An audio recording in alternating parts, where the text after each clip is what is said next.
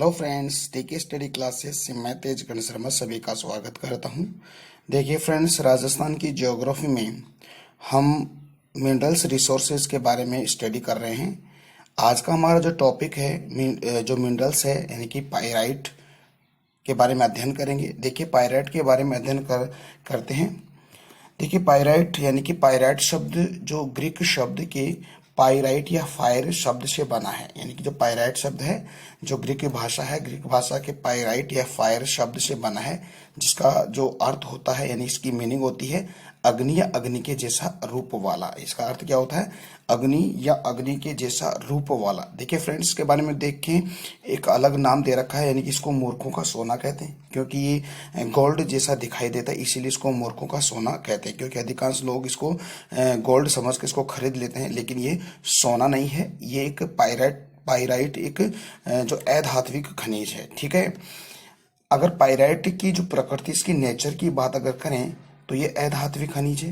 अधात्विक खनिज का मतलब मैंने बताया था आपको, क्योंकि इससे कोई धातु प्राप्त नहीं की जा सकती, इसको गर्म करके कोई धातु प्राप्त नहीं की जा सकती, इसलिए इसको अधात्विक खनिज कहते हैं। देखिए फ्रेंड्स, आगे बात करते हैं कि देखो पाइराइट खनिज रासायनिक दृष्टि से फेरस सल्फाइड या आयरन सल्फाइड ही होता है, यानी कि फेरस सल्फाइड या आयरन सल्फाइड ही होता है, जिसे मूर्खों का सोना कहा जाता है, क्योंकि ये सोने के जैसा दिखाई या प्रतीत होता है, इसलिए इसको सोना समझकर लोग इसको खरीद लेते, इसलिए इसको मूर्खों का सोना कहते हैं। ओके डियर फ्रेंड्स, देखिए इसकी उपयोगिता की बात अगर करें, इसका उपयोग कहाँ कहाँ होता है। देखिए पाइराइट खनिज का सबसे अधिक उपयोग गंधक का तेजाब यानी H2SO4 और सल्फ्यूरिक अम्ल बनाने में किया जाता है, यानी कि गंधक का तेजाब बनाने में H2SO4 या इसको सल्फ्यूरिक जो एसिड है उसको बनाने में इसका प्रयोग किया जाता है।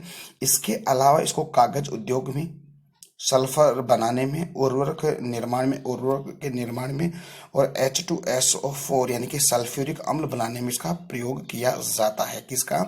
पाइराइट का प्रयोग किया जाता है। डियर फ्रेंड्स, हम जो भारत के संदर्भ में और राजस्थान को और विश्व के संदर्भ में देखें, इसके भंडार और उत्पादन की दृष्टि से देखें, सबसे पहले हम बात करते हैं भारत के संदर्भ में। देखिए इसका भारत में जो इसका भंडार है, सर्वाधिक भंडार कहाँ है? बिहार में है। ओके, और इसका जो प्रोडक्शन होता है हमारे बिहार में। तो देखिए भंडार और उत्पादन की दृष्टि से यह बिहार का प्रथम स्थान है। राजस्थान में अगर देखें तो सर्वाधिक भंडार और इसका उत्पादन वेरी वेरी इंपॉर्टेंट है सीकर में, और सीकर में एक स्थान है सलादीपुर में इस पाइराइट का उत्पादन और भंडार सर्वाधिक राजस्थान में है। डियर फ्रेंड्स, अगर वर्ल्ड के संदर्भ में देखें, यानी विश्व के संदर्भ में देखें, तो इसका सर्वाधिक भंडार और उत्पादन चाइना के अंदर होता है। तो आई होप ये चीज़ आपको समझ में है। डियर फ्रेंड्स, आज मेरे को थोड़ा ऐसे प्राउड फील हो रहा है, क्योंकि लगातार सब्सक्राइब बढ़ रहे हैं, और आपका जो मैसेज है मेरे को, आप ना पॉजिटिव मैसेज मेरे को लगा, इसलिए मैं थोड़ा अच्छा फील कर रहा हूँ। तो प्लीज़ डियर फ्रेंड्स, आज मैं अच्छा फील कर रहा हूँ, और आप जो ये अपना टीके स्टडी क्लासेज जो चैनल्स को लाइक शेयर सब्सक्राइब भी कीजिएगा। ठीक है, इससे क्या होता है कि मोटिव होता हूँ और मैं अच्छे अच्छे वीडियो अपलोड करने की ऐसे ही सोचता हूँ। तो प्लीज़ आप ऐसा ही कीजिएगा, लगातार लाइक कीजिए, शेयर कीजिए और सब्सक्राइब कीजिए। ओके, आगे बात करते हैं।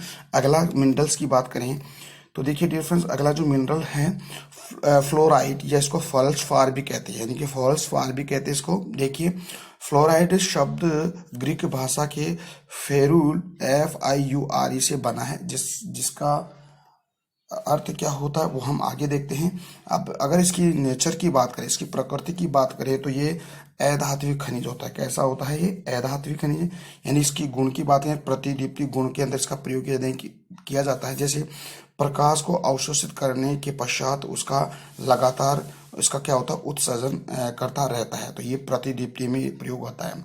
इसके अलावा हेलाइट श्रेणी का खनिज है, जैसे ऐसे खनिज जिसमें क्लोरीन, फ्रोमिन और ब्रोमीन आयोडीन श्रेणी की विशेषताएं पाई जाती है। तो इसलिए क्या कहते हैं? इसको हेलाइन श्रेणी का खनिज कहते हैं। ठीक है डियर फ्रेंड्स, उपयोग की दृष्टि से अगर देखें तो इसका उपयोग वर्तमान में औद्योगिक रूप में, यानी कि इंडस्ट्री एरिया में सबसे ज़्यादा इसका उपयोग किया जाता है। जैसे लोहा इस्पात बनाने में, चीनी मिट्टी बनाने में, और फ्लोरिक बनाने में इसका प्रयोग किया जाता है। आगे इसके उत्पादन और भंडार की दृष्टि से अगर देखें तो विश्व के संदर्भ में इसको देखते हैं। सबसे पहले सर्वाधिक भंडार दक्षिण अफ्रीका में और सर्वाधिक उत्पादन चाइना के अंदर होता है। भारत के संदर्भ में अगर देखें तो सर्वाधिक का भंडार गुजरात में और सर्वाधिक उत्पादन महाराष्ट्र में होता है। राजस्थान के संदर्भ में इसको देखें तो सर्वाधिक भंडार राजस्थान में और उत्पादन यानी भंडार और उत्पादन की दृष्टि से डूंगरपुर प्रथम स्थान रखता है और डूंगरपुर में ही मांडो की पाल और काहिला क्षेत्र इसका क्षेत्र आता है। इसके अलावा यानी कि डूंगरपुर के अलावा झुंझुनू, जालोर, सीकर और सिरोही के अंदर भी इसका उत्पादन और भंडार है। आई होप ये चीज़ आपको समझ में आई। आगे बात अगर करें अगले जो मिनरल है उसकी बात, अगर घिया पत्थर की बात करें तो डियर फ्रेंड्स देखिए, घिया पत्थर को टेल्कम स्टीटाइट और सोपस्टोन भी कहते हैं। यानी कि इसको क्या क्या नाम दे रखा है, टेल्कम, ठीक है, स्टीटाइट और सोपस्टोन भी कहते हैं। इसका अर्थ क्या होता है, घिया पत्थर अपनी प्रकृति में मैग्नीशियम यानी कि सिलिकेट है। यानी कि इसकी प्रकृति में क्या है, मैग्नीशियम सिलिकेट है। घिया पत्थर में सिलिका की मात्रा 63% होती है। यानी इसमें जो सिलिका होती है उसमें इसकी परसेंट कितना, 63% इसकी सिलिका है, जबकि मैग्नीशियम 30 से लेकर 32 के आसपास ही मैग्नीशियम पाया जाता है। तो डियर फ्रेंड्स एक बार फिर इसको से देखिए, यानी कि जो घिया पत्थर है उसको टेल्कम स्टीटाइट और सपस्टोन भी कहते हैं। इसका अर्थ क्या होता है, यानी इसकी प्रकृति कैसी होती है, इसकी नेचर कैसा होता है, यानी कि मैग्नीशियम सिलिकेट की प्रकृति होती है। इसके अंदर घिया पत्थर में सिलिका की मात्रा 63% और मैग्नीशियम की मात्रा 30 से लेकर 32% के आसपास इसकी क्या होती है, मैग्नीशियम होता है। ठीक है, अगर हम भंडार उत्पादन की दृष्टि से देखें तो सबसे पहले हम भारत के संदर्भ में देखते हैं। देखिए भारत के संदर्भ में सर्वाधिक भंडार उत्पादन प्रथम स्थान हमारे राजस्थान का था, उत्तराखंड का दूसरा स्थान है। अगर राजस्थान के संदर्भ में देखें तो सर्वाधिक उत्पादन भीलवाड़ा के अंदर, और भीलवाड़ा में घेरुआ और चैनपुरा में, उदयपुर में ऋषभदेव, सालोद और देवपुरा के अंदर दूसरा स्थान उदयपुर का आता है। ठीक है डियर फ्रेंड्स, अब तीसरा जो अपना मिनरल्स है फेल्सपार। देखिए फेल्सपार की बात अगर करें तो फेल्सपार जर्मन भाषा के फेल्सपेड यानी कि जर्मन भाषा है और जर्मन भाषा के फेल्सपेड से बना है। फेल्सपेड से स्पार बना और फिर फेल्ड शब्द से अपभ्रंश से पार बना, यानी कि फेल्सपेड से स्पार बना और इसका अपभ्रंश होकर यानी कि फेल्ड का अपभ्रंश होकर ये पार बना, इसीलिए इसको क्या कहा, फेल्स पार कहा। इसका नेचर, इसकी प्रकृति देखें तो डियर फ्रेंड्स ये भी अधात्विक खनिज है। यानी कि चट्टानों को बनाने वाले जितने भी खनिज पदार्थ, उन खनिजों में सर्वाधिक योगदान इसी खनिज का आता है। यानी कि सर्वाधिक योगदान किसका आता है, फेल्सपार का आता है। पृथ्वी की ऊपरी सतह यानी कि जो क्रस्ट, मैंने बताया पृथ्वी की 3 सतह, क्रस्ट, सियाल और सीमा है। तो उसकी जो ऊपर वाली जो भूपरपट्टी है यानी कि भूपरपट्टी है यानी कि क्रस्ट है, क्रस्ट भी सर्वाधिक इस फेल्सपार की बनी होती है। यानी कि जो पृथ्वी की ऊपरी सतह क्रस्ट से सर्वाधिक रूप से फेल्सपार की बनी होती है। तो डियर फ्रेंड्स हम जो पृथ्वी की जो संरचना है उसके बारे में हम एक अलग से वीडियो लेके, यानी कि हम ऑप्शनल ज्योग्राफी में इसको बहुत डिटेल से पढ़ाने वाले हैं, क्योंकि अपना जो राजस्थान की ज्योग्राफी है ये एंडिंग के है, यानी कि इसके थोड़े बहुत ही टॉपिक बचे हैं। फिर बाद में इंडियन ज्योग्राफी स्टार्ट करते हैं तो वहां पर हम इसको डिटेल से हम पढ़ाने वाले हैं। तो आगे बढ़ते हैं।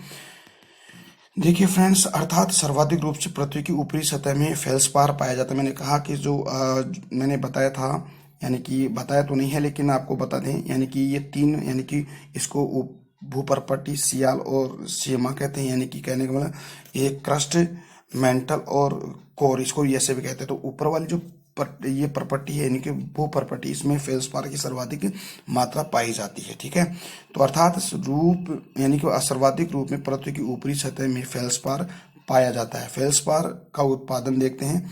देखिए राजस्थान में देखिए तो राजस्थान में सर्वाधिक भंडार और उत्पादन में अजमेर का पहला स्थान आता है। और अजमेर में कुछ स्थान ऐसे हैं जहाँ पर फेल्सपार बहुत ज़्यादा इसका उत्पादन होता है, भंडार है। यानी कि सादिलिया, सांदेर और सरी और लोहा और रवाड़ा और तारागढ़, ये ऐसे स्थान जहाँ पर इसका उत्पादन और भंडार है।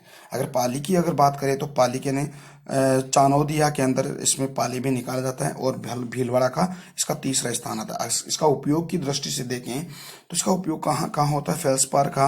देखिए फेल्सपार का उपयोग सिरेमिक, चीनी मिट्टी के बर्तन, उपकरण बनाने में किया जाता है। यानी कि सिरेमिक, ठीक है, चीनी मिट्टी के बर्तन और उपकरण बनाने में किया जाता है। कांच उद्योग, ग्लास उद्योग में इसका प्रयोग किया जाता है, और टाइल्स उद्योग यानी कि टाइल बनाने के अंदर भी इसका प्रयोग किया जाता है। तो डियर फ्रेंड्स, आज का हमारा जो टॉपिक है यहीं पे एंड होता है, और अगला जो टॉपिक है एक नया मिनरल्स के साथ हम आपसे मुलाकात करने वाले हैं, यानी कि चर्चा करने वाले हैं।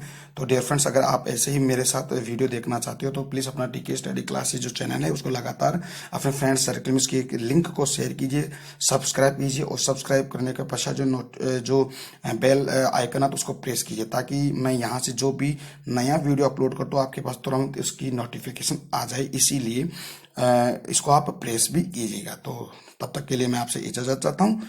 नमस्कार, जय हिंद, जय भारत, बाय बाय।